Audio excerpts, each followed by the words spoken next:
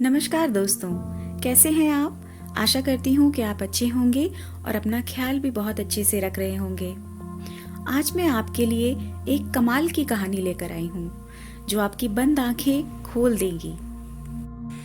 दोस्तों, कभी कभी हमारे साथ ऐसा होता है कि सामने वाला हमेशा स्वयं को सही और हमें गलत समझता है, और इसके विपरीत कभी कभी ऐसा भी होता है कि हम स्वयं को सही और सामने वाले को हमेशा गलत समझते हैं, जिसके चलते हमारी सोच संकुचित और सीमित होने लगती है और इसी कारण हमारी सोच का विस्तार नहीं हो पाता।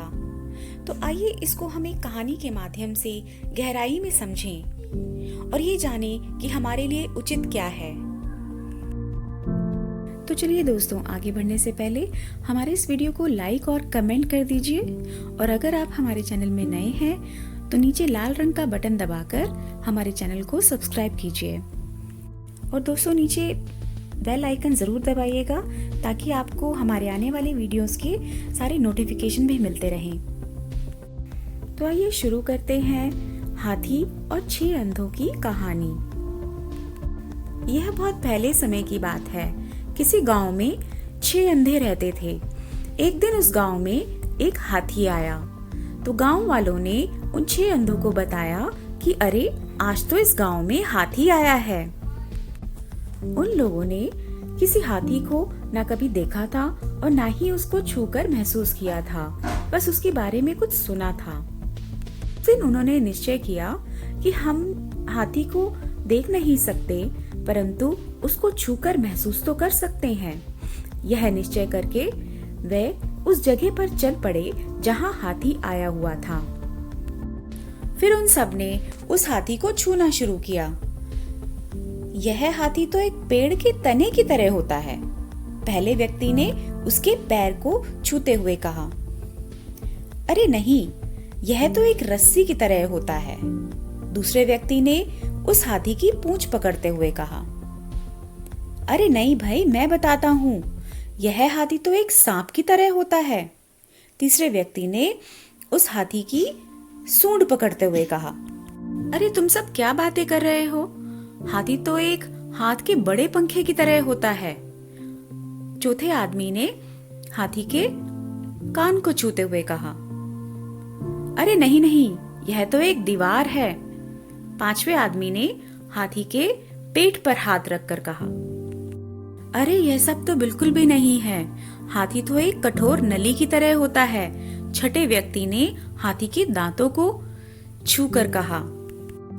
और फिर सभी आपस में ही बहस करने लगे और खुद को सही साबित करने में लग गए।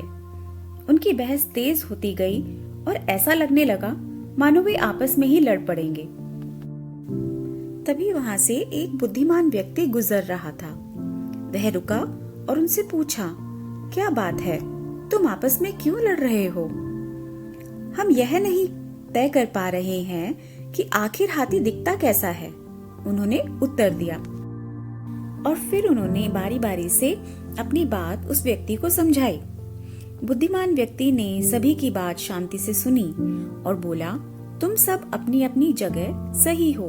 तुम्हारे वर्णन में अंतर इसलिए है क्योंकि तुमने हाथी के अलग अलग भागों को छुआ, पर देखा जाए तो तुम लोगों ने जो कुछ भी बताया वो सभी बातें हाथी के वर्णन के लिए सही बैठती हैं।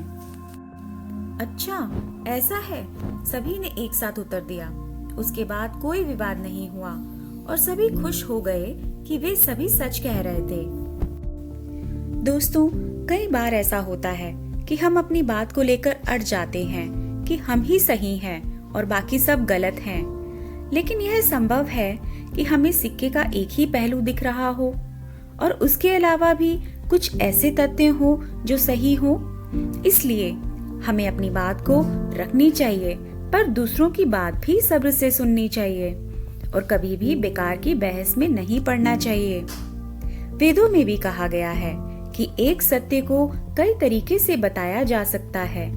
तो जब अगली बार आप ऐसी किसी बहस में पड़े तो याद कर लीजिएगा कि कहीं ऐसा तो नहीं कि आपके हाथ में सिर्फ पूंछ है और बाकी सब हिस्से किसी और के पास हैं। तो दोस्तों, आपको आज की हमारी यह कहानी कैसी लगी? आप हमें लाइक और कमेंट करके ज़रूर बताइएगा और मैं आशा करती हूँ कि इस कहानी की सीख को आप अपने जीवन में ज़रूर उतारेंगे और कभी बहस में नहीं पड़ेंगे।